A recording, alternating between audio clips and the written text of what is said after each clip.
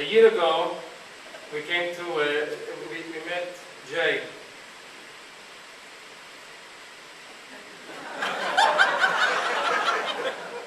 The first thing he said to us was, you know, you're in Hollywood, you shouldn't be so Jewish like you are.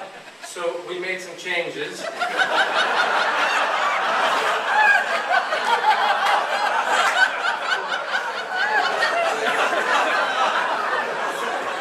He said you don't want to offend the non-Jewish people or the Jewish people.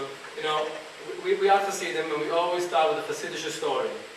There's a very famous story about a man that goes to his Rav, to his Rebbe, his rabbi, but a real rabbi, not like on your list. Rav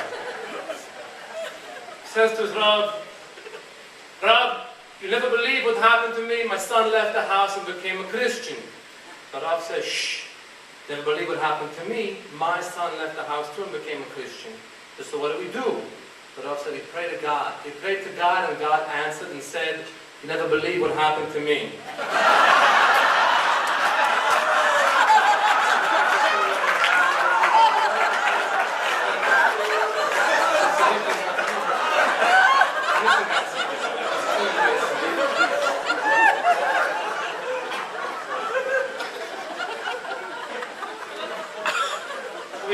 We went to meet with Jay the first time in his where he works, by JTN, and we thought, you know, they told us all the Jews they run the Hollywood, and this is the Jewish network, so we figured this is going to be the Choshik, the studios, the big thing. We thought Beverly Hills, the Ravine, the whole thing. We did the map quiz, a shithole. Valley,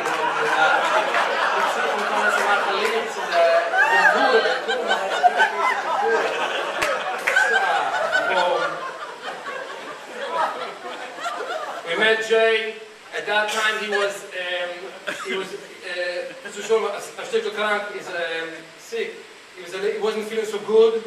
He had problems with the breathing, the asthma, the respiratory problems. And we prayed for him. We sent a fax to the Wailing Wall. We tried to help. We didn't know what to do. Then one time when we ourselves into the doctor, we asked Jay to make a recommendation. That's when we found out what the problem was. He sent us to a doctor. We went to the doctor. He checked out the eyes, the throat, the chest. Then he grabs me right in the basin. So I slapped him. He hops out of the car.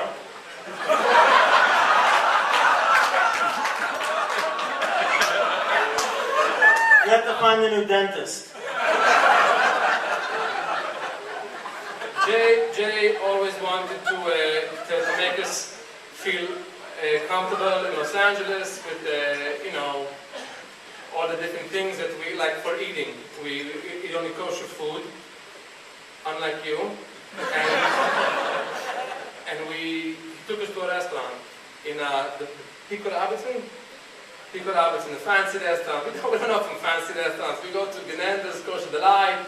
We go Cafe on Lee. You don't never been there? So he took us to this fancy restaurant on Pico.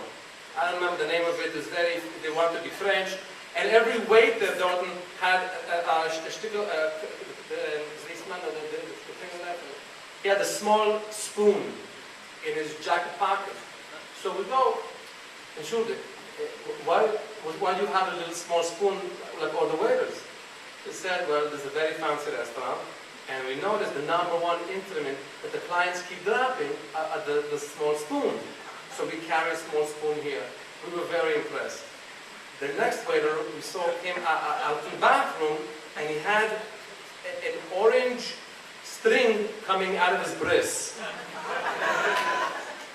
So we said, excuse me, what's with the orange string?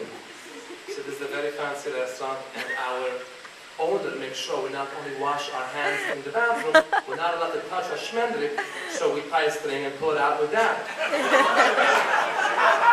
I said, how do you put it back in? He said, with a small spoon.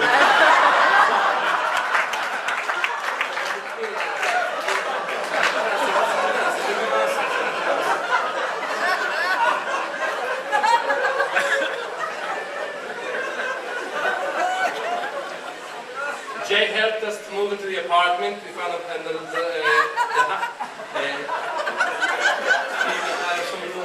and so he helped us settle into the apartment. We were looking for furniture, and he told us to go to the Craigslist. So, have you been on the Craigslist? It's an amazing thing. There's a story with everybody on the Craigslist. We got into this conversation with the person selling something we need.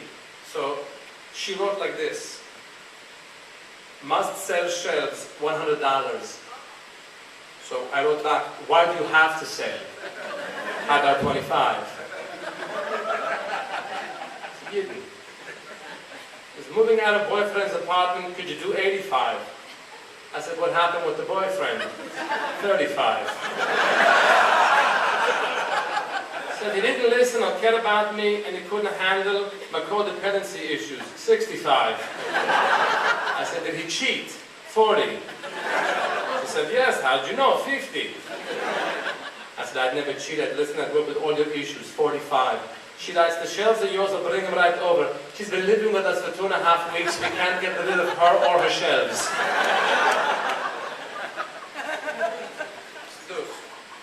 Enough of the JTN. It's an incredible 20 years JTN.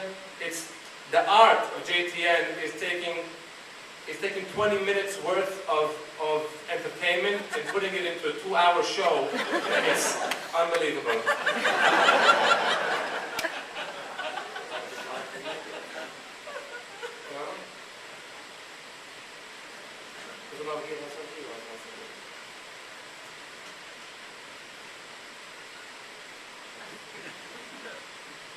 I can't believe our careers is in this man's hand.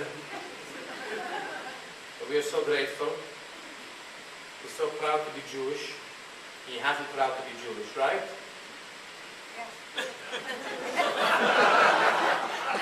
You have to be proud to be Jewish, yes? There's nothing worse than people who are Jewish who try to hide it. And we see this now, because we're living here in Los Angeles. You see people who are going around. We met a guy who tried to join the club that doesn't let the Jews in. So he said to his friend, Hugh, you have to let me in. He said, listen, Mo, they don't want Jews. So when you register, don't say your name is Mo Ginstein. Don't say you have a big Cadillac. Don't say the kids go to Brandeis University. You gotta fudge it up. So Mo went to the club, the registrar, and said to the man, I want I should be a member.